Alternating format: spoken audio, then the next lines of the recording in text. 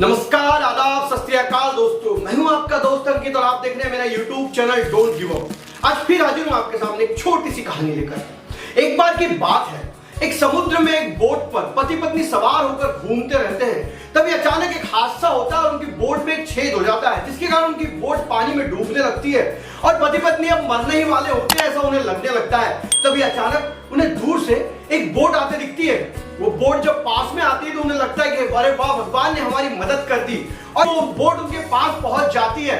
लेकिन वो देखते हैं तो क्या उस बोट पे सिर्फ एक जगह होती है जिसमें एक ही व्यक्ति जाकर अपनी जान बचा सकता है। तो पति अपनी बीवी को वहीं छोड़कर उस दूसरी बोट पर कूद कर चढ़ जाता है और अपनी बीवी को उसी टूटी हुई बोट पर छोड़ देता है। और धीरे धीरे वो जो बचाने बोट आई थी वो दूर जाने लगती है और वो पत्नी अपने पति की तरफ देखकर कुछ तो भी कहना चाहती है, कुछ तो भी बोलना चाहती है, लेकिन वो बोट पानी में डूब जाती है और उसकी पत्नी कुछ कह नहीं पाती। और ये कहानी बताते बताते टीचर क्लास में शांत हो जाते हैं और बच्चों से पूछते हैं कि उसकी पत्नी अपने पति से क्या कहना चाहती होगी।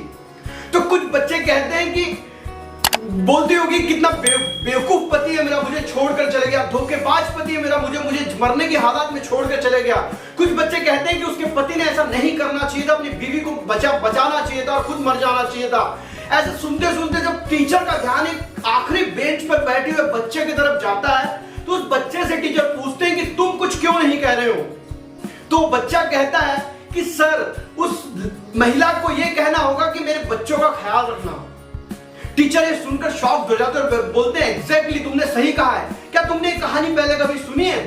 तो बच्चा कहता है नहीं, जब मेरी माँ का देहांत हुआ तो मेरी माँ ने भी मेरे पिता से यही कहा था कि मेरे बच्चों का ध्यान रखना। तो जो पति बचता है वो अपने बच्चों को बहुत अच्छे से पालता है और बड़ा करता है। तब कहानी यही खत्म नहीं होती तो टीचर आगे बताते हैं कि बहुत दिनों बाद जब वो पति जो बहुत वृद्ध होने के बाद मर जाते हैं तो उसकी बेटी जब पूरे सामानों को इधर उधर से व्यवस्थित करती रहती है तब उस बेटी के हाथ में एक पत्र आता है और उस पत्र से उस बेटी को यह समझता है कि उसकी माँ को बहुत भयानक बीमारी होती है जिसके कारण उसकी माँ ज्यादा दिन तक जी नहीं पाएंगी।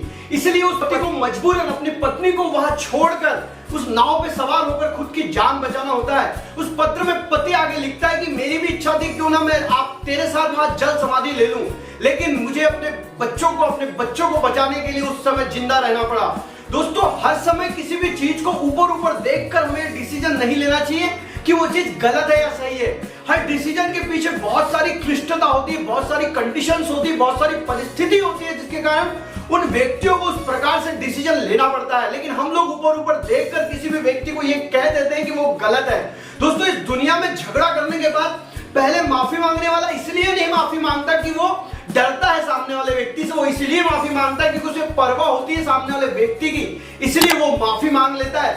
दोस्तों, हमें अपनी जिंदगी में हमेशा एक बात ध्यान रखनी चाहिए कि जो भी व्यक्ति किसी भी डिसीजन को लेता है तो उसके पीछे कोई ना कोई कारण होता है, इसलिए बिना सोचे समझे किसी भी चीज पर अपनी राय नहीं बनानी चाहिए।